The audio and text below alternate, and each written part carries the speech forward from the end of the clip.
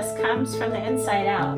When we're living congruently with our values, there's happiness because there is that sense of wholeness. Wholeness is when the way of your being matches the truth of your being.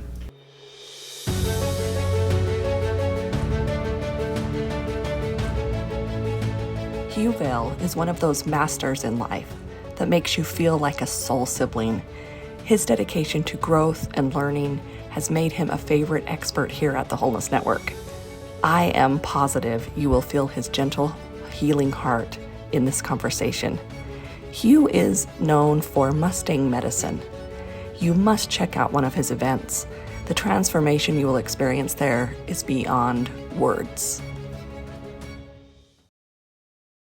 How are you?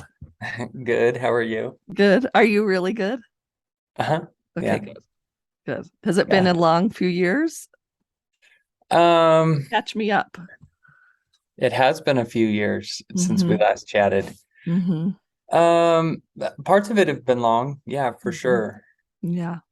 And parts of it have been short. I think the last year, I can't believe the last year has gone by. Right. So that part feels like unexplainably efficient. Mm-hmm. Mm-hmm. Okay, well, that's an interesting word. Yeah. It's just felt so in flow. Oh, good. And yeah, I feel like life is very, very efficient when it's in flow. Mm-hmm. And the more efficient it is, from my perspective, Mm-hmm. the faster time goes. Right.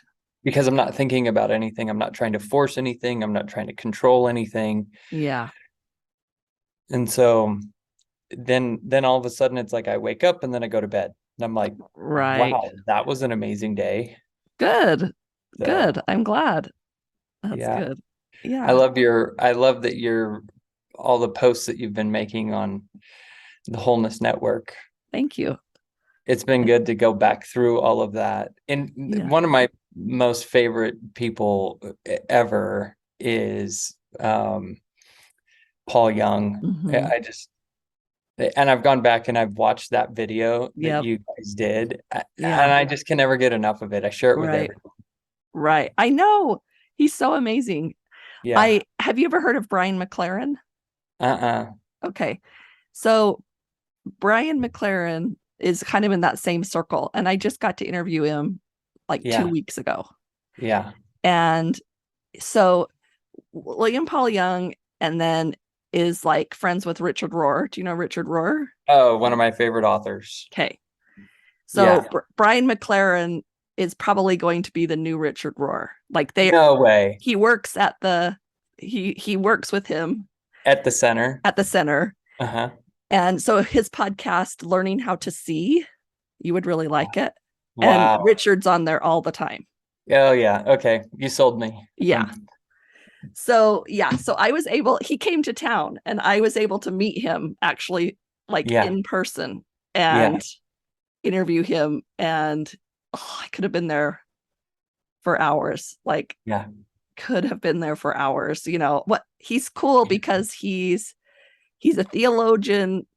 He used to be a pastor, but he is also very, like science, so it's all that thing. His latest book, which is so good.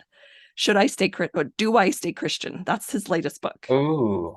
What have you read it yet? Oh yeah. You'll have to read it. So what's the conclusion? Like at the end of the chapter, do you feel like you should stay Christian? Well, what's interesting is that so the book is set up into 3 areas. So area 1, no. That's the whole no. Yeah. And he just goes through, here's why. No. Here's all the terrible things. Because he's really talking about culture. He's talking about how we've organized a way of being into a thing of doing, and it never works that way. Yep. That's very Rohrian. Yes. Would be and my the guess. History. And, I mean, Martin Luther was instrumental in the Reformation. However, Hitler got most of his understanding of an Aryan nation from Martin Luther's writings.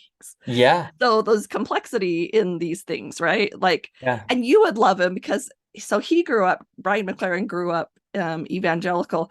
So he knows all the, like he talked about, he's like, yeah, I was always told about the William Wilberforce. Like that was always like, my tradition stopped slavery.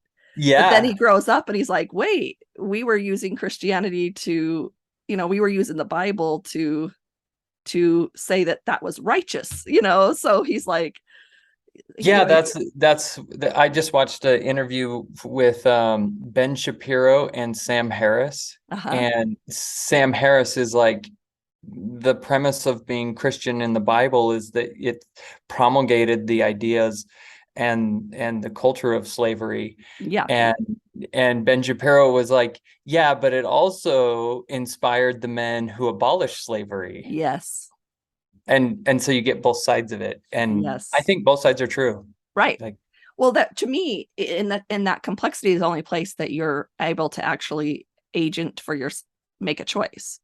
Do you know what I mean? When both appear, that's where the space comes in, that you make a choice. If something wasn't complex, then there's no choice. In fact, so Brian actually has his own like stages of faith, which are simplicity, complexity, perplexity, and harmony. Ooh, I like that. You'd like it. So anyway, so the first part of the book is no. The second part of the book, Go ahead. Keep going. Oh, I just love that they're using the term and that you're using the term complexity versus complicated. Yeah. Because I think both are true. It can be very complicated when you get into historicity of the Bible and all that stuff. But it's actually just complex. Yeah. And you have to be able to hold in balance both viewpoints. Yeah. To your point, to make your choice. Yep. And and to look at it as a way of integral kind of maturity level, like going into phases instead of just, hey, pull yourself together. Well, it's like, well, you have to mature in this, in your way of faithing, kind of a thing. Yeah. So really, really good. Yeah. And then part 2 of the book is yes, and it's yes. And then part 3 is, if yes, how? So, but along, go ahead. Oh, I really like that perspective, because if I were to drill down what the last like 18 months to 2 years, it's been my articulation of, if yes, this is how, according to Hugh. Right. Which is, oh man, Hugh, I've missed, the last few years have been huge. Like I've missed having too many people I can go into these deep levels with. So it's been a little bit isolating the last few years, but it's like, there's been huge things. We'll have to talk about that. Honestly, I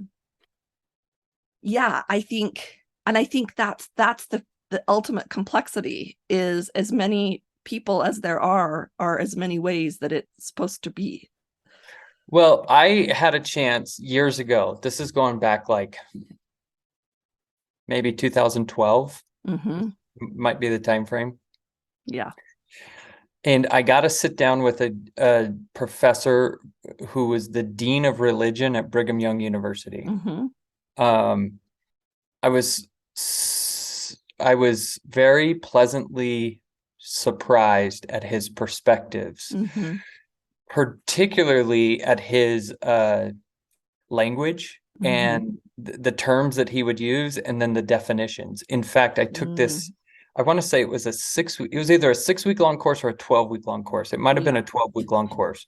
We met once a week, and there was only like 20 of us that were invited to kind of beta test this course out that he was working on. And it was fantastic. And it came with a glossary of terms and definitions.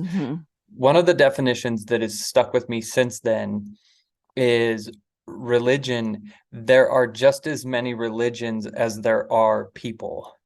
Mm-hmm. Because his point of view, his perspective is that religion is a way of thinking, speaking, acting, and believing. Mm. And so we all have our own Yeah. way, the way that we filtered it. Mm-hmm. And that then creates our patterns and our habits. And that is our religion. Mm-hmm. Richard Rohr's point, which I found years later, that he speaks about in the universal Christ, Mm-hmm. is he says that religion, when you go back to the Latin version of the word, it's Mm-hmm. religio, it's to Mm-hmm. religament, Yes. to find the things that you feel are broken and to make them whole. And I think Mm-hmm. that's what our religion does. Yeah. And that's everything that's in my life, not Mm-hmm. just the place that I go to church. Right. And Chauncey, then the guy I was taking the course from in 2012, Mm-hmm. he then said, so if that's what religion is, then we also have to define church. Right. And he said, your church is the place of where you promulgate your religion. Mm-hmm. And so it got me thinking, and I was like, oh, that means that coffee is a way of thinking and acting and speaking and believing about coffee. Right. And then Starbucks would be a church of coffee. And Beans Yeah. of Brew would be a church of coffee. Right. If Starbucks were to say we are the only true church of coffee, it would be odd. It would be like, no, Right. coffee's much bigger than you. Right. But that is your way of doing it, and so Mm-hmm. that gets to be one of your religions. Mm-hmm. And then I was thinking, oh well, that'd be the same with yoga. It's like Yeah. yoga is a religion. It's a way of thinking and acting and believing and breathing and moving your body and Mm-hmm. making peace with things and unifying. Right. And then you'd have like Bob's Hot Yoga Studio would be a church Right. of yoga. And if Bob's Hot Yoga Studio was running around telling everyone he was the one and only yoga, like he was the true and only yoga Right. studio, it'd be like, no, yoga is so much bigger than Right. what your studio is able to organize. Mm-hmm. That's how I was able to make sense with it. And so I totally agree with your point, is like there's like almost 8 billion religions that are out Mm-hmm. there. Yeah. Because it's our way of trying to find wholeness within ourselves. Yeah. Organized religion, I think, is where it separates. That's just religion. This is Mm-hmm. the debate I always end up getting in with people, because it's like, Right. well, organized religion would be a different term with a different definition. Mm-hmm. That's just religion. Right. Right. So organized religion is, I think, where we get into like God and my version of God, mm-hmm. and the way that I've been taught it, and the way that my organization, the scriptures that they hold canonical and Mm-hmm. Are the way to read it, to interpret it, to experience it. And that's where it's like, no, Yeah. I think God is too big for that.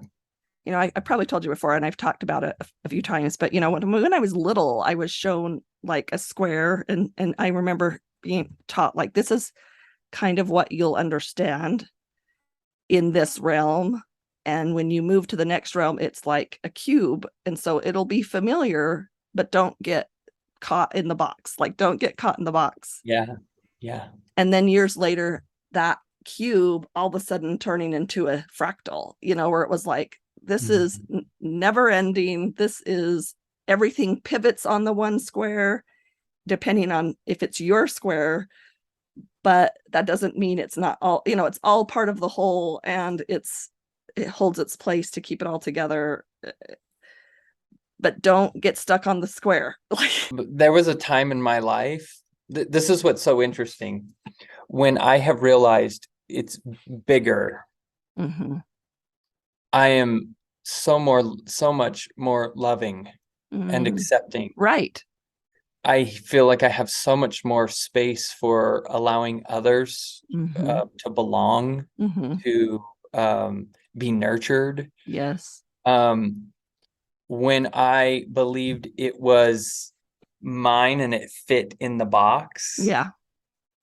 I felt that it wasn't as big. I felt like my belonging wasn't as big. My capacity to nurture, like really nurture, because I think nurturing comes from accepting. And so I guess I'm just thinking about my own emotions of what it felt like in that moment, relating to your moment. It was like, oh, it is so much bigger, and there's so much more space for all of us, and it doesn't. And what is unifying is of God, and what says it's outside is, I would say, is well, gosh, it would have to also be of God, but it would be me placing judgments and limitations on it. Right. Because I think it was Richard Rohr who said, either everything is of God or nothing is of God. You don't have some things that fit outside the box that are of God and some things inside the box that are not of God, or vice versa. It's like it's like the ego is just as much of God as consciousness is. Right. But when you learn to harmonize that, and you've worked through the perplexities of the ego, it's like, oh, it all has a space. It all has a place. It all belongs. Yeah. It's just the earthly experience to wrestle with the tree of life, which I think is the world of duality. It's good, it's evil, it's virtue, it's vice, it's light, it's shadow. It's just all of it. Yeah. And I think that's how big that's how big it is. I think that's also how big we are. Well, and I think that's the thing is, you there's patterns of it. If I go and spend time in a kindergarten for not very long, they're going to feel like so many things are black and white. This person's bad, they hate this person, they are hurt, and me, I would be in there and be like, it's all good, like this. First grade comes, and then second, like, this is not what, to me, it would not have those same, it would not, my sensations in my body would not be acting the same way theirs is over what's going on. Cause I would just be like, I know that's hard, but you're going to be fine. Like, you're you're good. Like, but. Well, it requires wisdom. That's what wisdom is the ability to manage the complexity. And when we're managing it, we're looking at, is this the right thing? Is it happening at the right time? Is it happening for the right reason?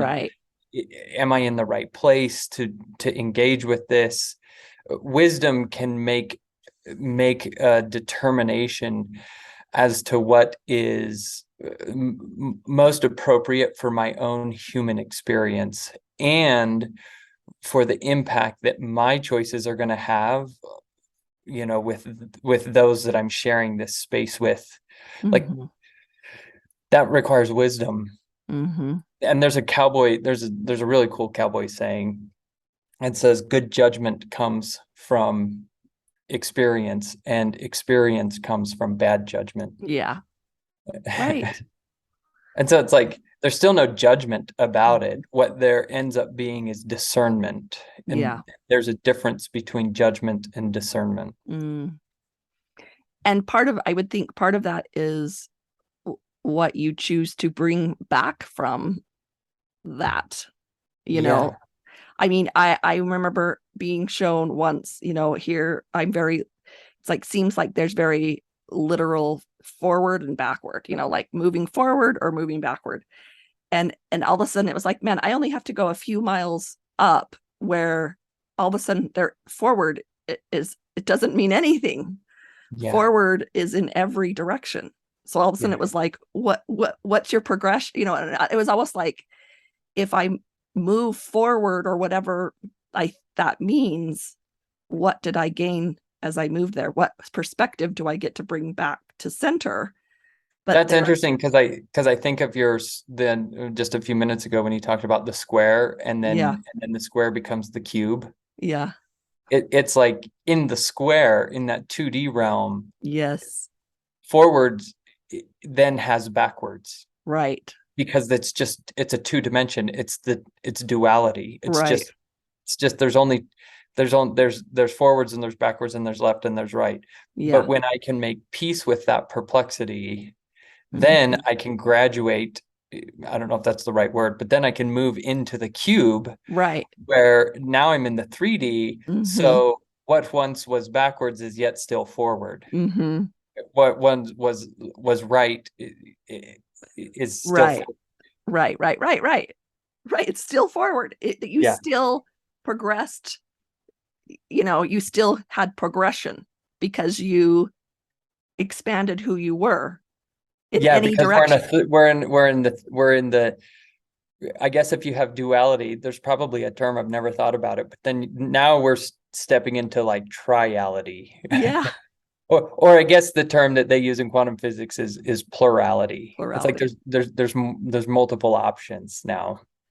Well, and that's my latest thing, is moving into, the multiverse. Like, is the multiverse the ultimate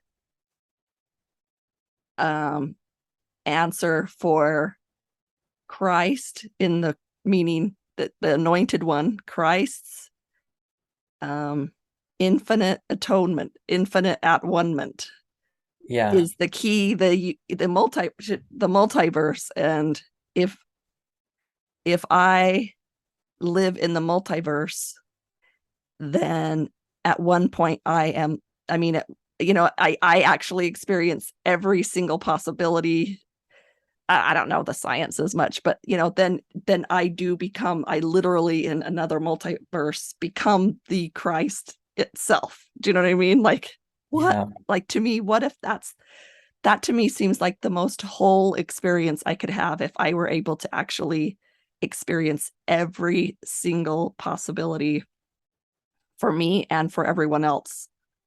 Yeah, I think that's possible in a world of duality, when you've got your two ways, your two options. In the only way I think that's possible is this concept of the mirror, where everything is a mirror to me. In horsemanship, they say the horse is the mirror to the soul. And you go, oh, well, that's really poetic and that's really cute. Yeah. But if the horse is the mirror to the soul, well, then so is the tree. Right. So is the dog. Right. So is my partner. Right. So is everything. And so when people come and they bring their horses to me, it's like I can see into that person's life just by spending 20-30 minutes with their horse. If I have, so a mirror to the soul means a mirror to your shadows and a mirror to your shine. Yes. Right? It's both. So if I've got a horse that meets me at the gate, now I'm starting to see some of your strengths and some of your excellences that are now coming out in the horse, and he's mirroring that. Yeah. And then if I have like a horse that I go to put a halter on, and he winces his face away, like, please don't hit me. It's like, oh, now I'm seeing your anger. Right? Because that horse, it doesn't naturally shy away from it unless he's had bad experience with it. And so what is he mirroring of his experiences with the human putting a halter on? Right. So now he's starting to mirror some of the shadow that's there. So a timid horse is an angry human. See how that's mirroring that out? Like, it's the same with the children. Right. A timid child is just an angry parent. Yeah. And so this concept of the mirror is, I think, a way to see that I am all of it. Right. And if I'm all of it, well, then that means so are my shadows, and so is my shine. Right. So is my light. And yeah, this concept of the mirror has been so perplexing for me over the last 2 years. I would even say 18 months, because I don't even know if 2 years ago I even got it. Right. But now I can't not get it. And and it's like everything is just reflecting back to me. And the mirror here's the value of the mirror. The mirror not only shows us that I am everything and everything is me and vice versa, but it also removes me from blame and allows me to step into choice and accountability. Which has really been challenging for me, because if I was in a business meeting and I said, who's accountable for this? It's like, what's really being asked? It's like, who am I to blame? Right? But Brene Brown said there is an inverse relationship between blame and accountability. So you can't have one and the other. And then there's a coach that I go to. His name's Colton Brockbank, and he gave me this fantastic definition of accountability. And he said, accountability is the ability to account for what happened without finding fault. Yeah. Now, this is the same concept that we were talking about earlier with Paul Young and that video that he has on your website that he did for you guys. And he says, Christ never did anything out of responsibility. Yeah. And his whole concept was that if you take a verb, which is the ability to account or the ability to respond, and you convert it into a noun, right? Now you've got responsibility. It's now a thing when it used to be an action word. And that's where blame and shame reside in the way we communicate in our intention, because we're no longer responding or accounting. We're now finding fault. We're now figuring out who's to be punished. Right. And so the mirror is like, well, if everything is just a reflection back to me, well, then I don't want to punish you, because by punishing you, I'd be punishing me. And that's this really hard, once we can get that concept, I think we graduate from the square to the cube. So let me see if I can make sense of this. So what was, I always talk about our mental, emotional, physical, and spiritual, and that physical body is those sensations that's how we know what's going on. Like that, the communication within the physical body is really our experience. So I believe emotions are the messengers from God. Okay. And how do you know those emotions exist? Through some kind of sensation in the body. Because of a feeling, right? Yes, a feeling. They say an emotion is an accumulation of feelings. Yeah.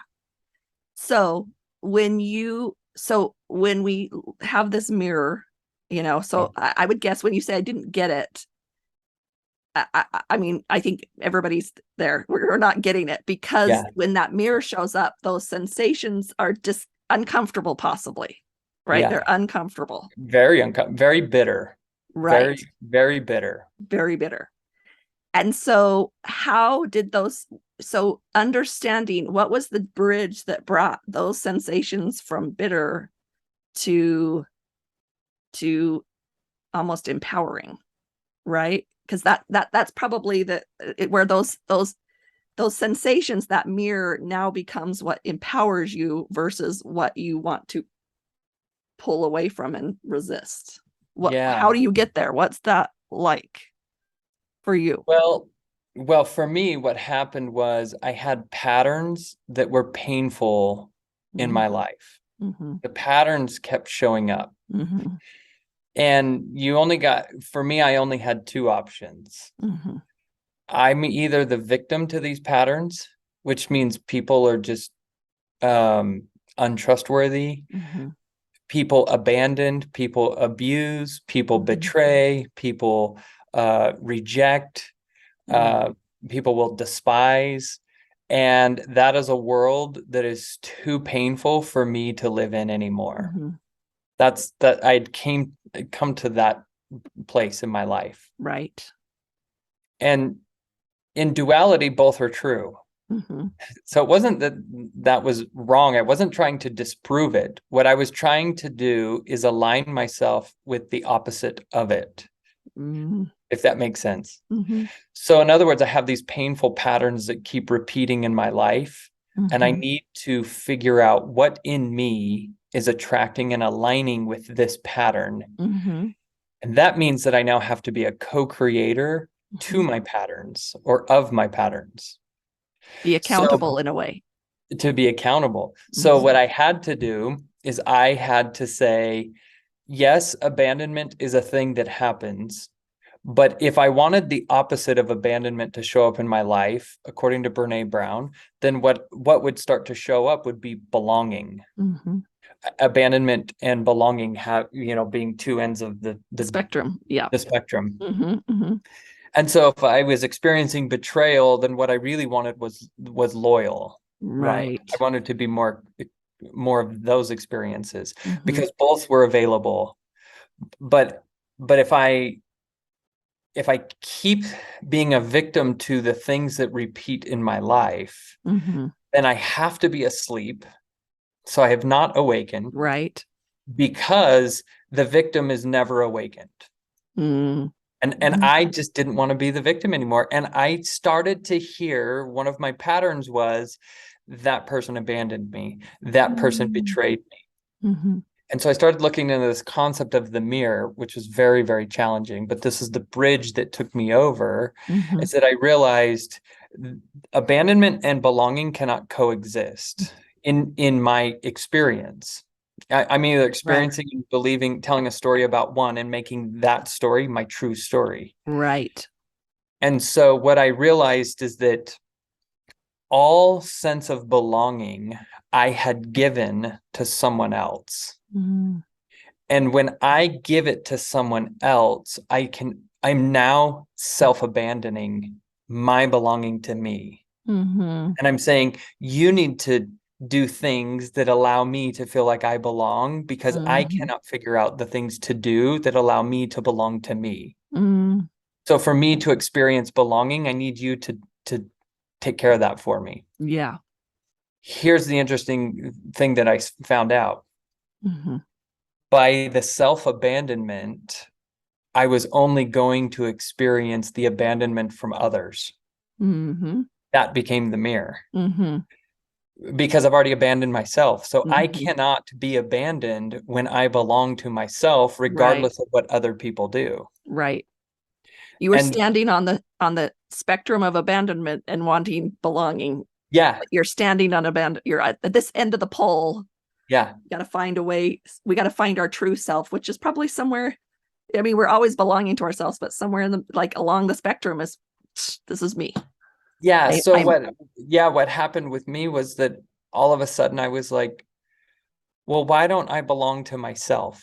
Why do I keep giving my sense of belonging to someone else? Well, why don't I just give it to myself? Because it's there, but I'm not accepting it and I'm not receiving it. Right. So what is it that I believe about me? And where did that belief come from? Yeah. And what that did is that took me down this path of identifying or becoming aware of my own emotional wounds and traumas that I had about me. And so, Eckhart Tolle says that the awakening to our consciousness first comes from awareness. And for me, the awareness came for what my emotional wounds and traumas were, because that's what I was putting out there. That's what I was accepting. Yeah. That's what was showing up, because that's what was mirroring back to me. The other thing that I noticed about it was that anybody that I was trying to give my sense of belonging to and they accepted it did not belong to themselves. Because if I really belong to me and you come to me in a sense of codependency, but I have self-belonging, I'm going to read your codependency from a mile away. And I know that doesn't work. And the reason I know that doesn't work is because I now have learned to belong to myself. When I learn to belong to myself, now the only thing I want is for you to know that you belong to you. And so if you come to me with codependency, thinking that I'm going to make you enough, I'm going to provide you with your sense of belonging, the only person that can do that is someone who belongs to themselves. But what they know is that belonging comes from self-belonging. So I'm not going to accept your codependency. I'm going to help you become aware of what your emotional wounds and traumas are, so that you then will all of a sudden realize, oh, those aren't true. I am enough. I now belong to myself. Now, what two people who come together who have their own sense of belonging, what they create is a true partnership that's based in sovereignty rather than the codependency. And so a buddy of mine, you remember Derek? I think so. Derek and I were chatting about sovereignty, and he came up with this gorgeous definition of sovereignty. Right. And he said, what it is the ability to walk alone together. Because if I'm just able to walk alone sufficiently, I'm independent. Yeah. Right. Right. And that can be very lone wolf. And some of my buddies, that were Green Berets or Navy SEALs, they've taught me and mentored me that the lone wolf never survives. Never survives. And so it looks tough and it looks great, but it's a facade. It's fake. And you need a team, you need a family, you need friends.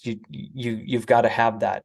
So then how do I get my friendship when I want my belonging to come from someone else? Well, the only thing that can come from that is codependency. So then we're betraying each other, we're abandoning each other, we're bumping into each other and hurting each other. And that was never our intention. But it's coming because I first abandoned myself and tried to get it from you. So when I went and looked at my emotional wounds and traumas, and I was like, oh, I have these beliefs that I believe I'm not enough. And so I'm really abandoning myself. I'm misusing myself. I'm betraying myself.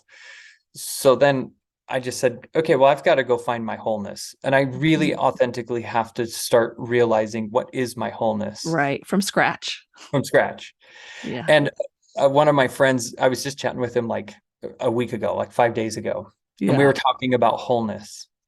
And he said, will you define for me what your definition of wholeness is? Because I'm tired of hearing and reading all the posts on wholeness.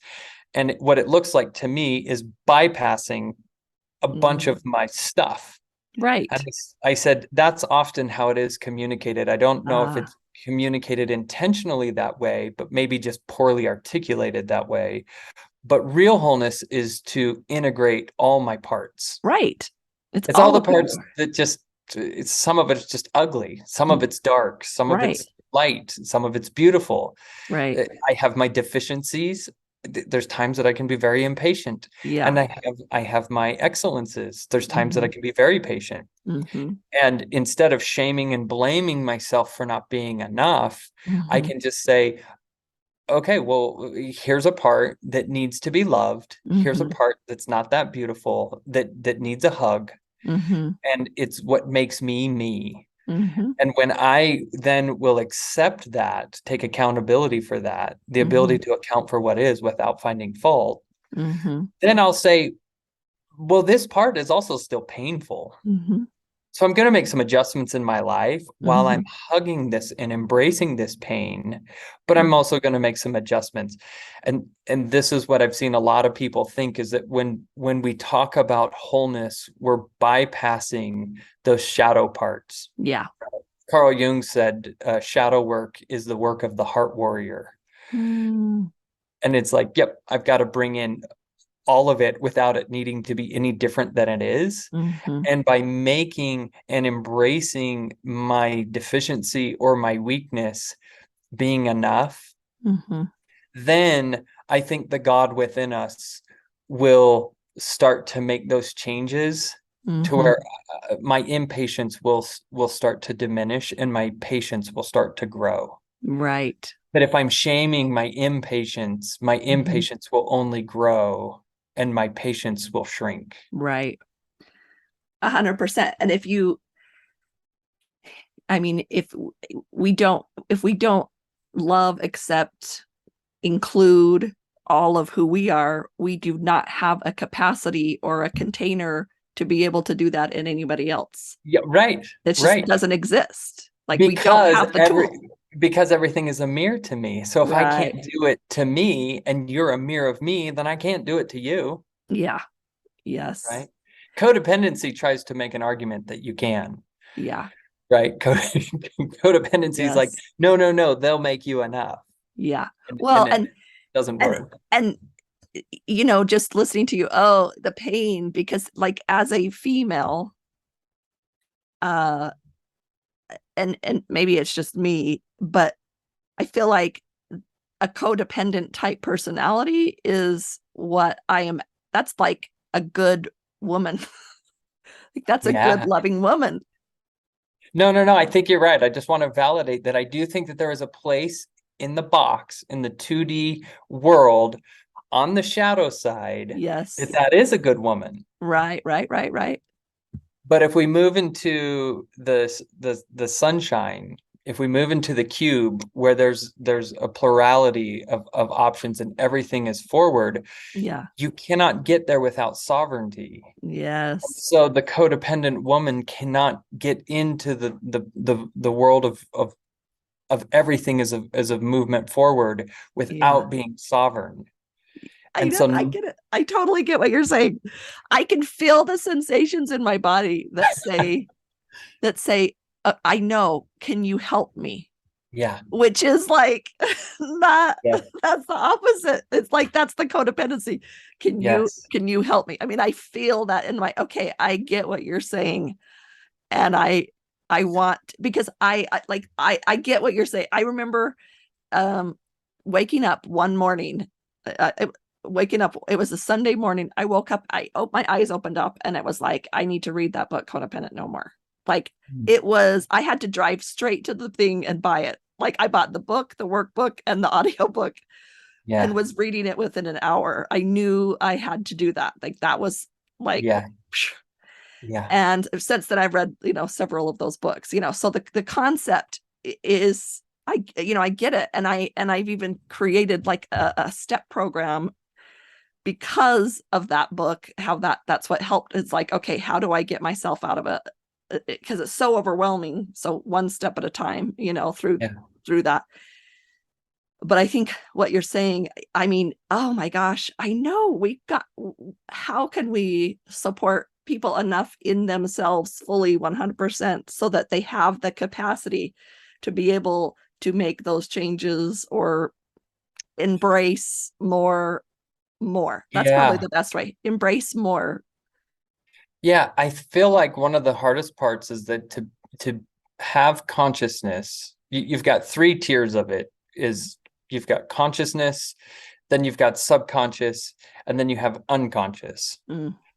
And that unconscious level is where they say shame resides. And so, I had a partner who I just loved. I would wake up in the middle of the night, not realizing I was awake. I was like sleep. I wasn't walking anywhere. I would just wake up like unconscious. And apparently she always told me in the morning time, I would wake her up in the middle of the night and I would grab her by the face and I would say, I love you so much. You don't know how wonderful you are. And then I'd like fall back asleep or I'd just like lay down and I was still asleep. She would always tell me, you did it again. And I would never have, it was like my soul just loved everything about her. And one of the things that was so difficult that I wish I knew now, I handled it as best as I could. I have empathy for that. But man, if there was a DeLorean, I would go back in time and I would relive it. And because I would do it differently, because the thing she could never embrace was she could never embrace her parts, her shadow parts. Those things became evidence to her that she wasn't enough, which Brene Brown says, to not be enough is shame. And And what I've realized, I was so disheartened and so that would cause me to feel so much despair, so much hopelessness, to love someone so much in my soul, and to them not love themselves. Yeah. And what I realized was that it actually was not about her. What she was mirroring to me, now that I look back on it, what she was mirroring to me was that there were parts of me that I just could not love. And I could feel this pain about her not being able to love her, but really the pain was the parts that I couldn't love about me. Wow. And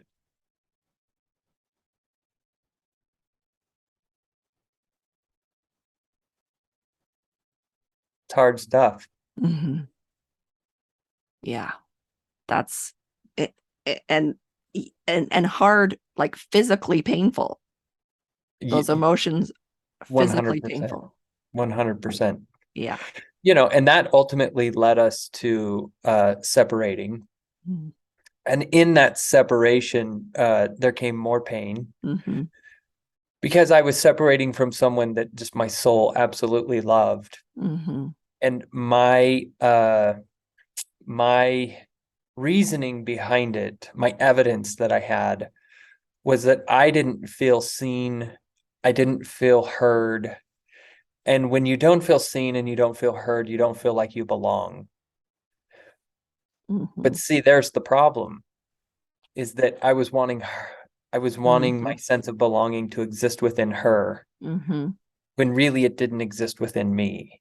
And so there were parts of me that I didn't see and I didn't hear. And so there was parts of me that I didn't feel belonged to me. So I needed her to change, and I needed her to be different so that I could feel enough, so that I could feel like I belonged and I had a place. But it had nothing to do with her. I had all the evidence at the time that it did. But now looking back, that everything is a mirror. It's like, oh, I didn't have space for you to not love you, because me not loving me was taking up all my bandwidth. Right. Had I loved me and found that love within me, well, I would have had plenty of bandwidth for you to go along that journey. And we could have walked together alone and chosen in to that more and more and more as I was developing my sovereignty, and could have just been a patient support and be like, yeah, I know what it's like to not love parts of me. I know how hard that struggle is. You'll get there because I got there, right? That would have been my conversations. And I just can't think of having a better partner that can hold that space while you're trying to overcome your shame. And I couldn't hold it for myself, and so I definitely couldn't hold it for someone else. And so I chose to separate, and I think the mirror would have saved it. I think we see so many divorces because we don't understand the mirror. I think the mirror saves marriages, is what I think. Make sure to subscribe so you don't miss part 2 of this amazing conversation with Hugh Vail. And if you like this conversation, please leave a review. Feel empowered every day with wholeness videos, meditations, downloads, classes, and more by joining the Wholeness Library at thewholenessnetwork.com.